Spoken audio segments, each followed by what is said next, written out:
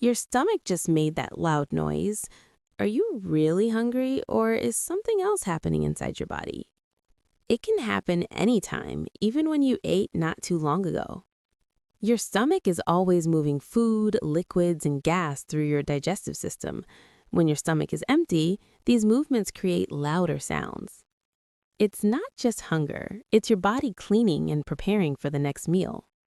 So next time your stomach growls, your body is just doing its job.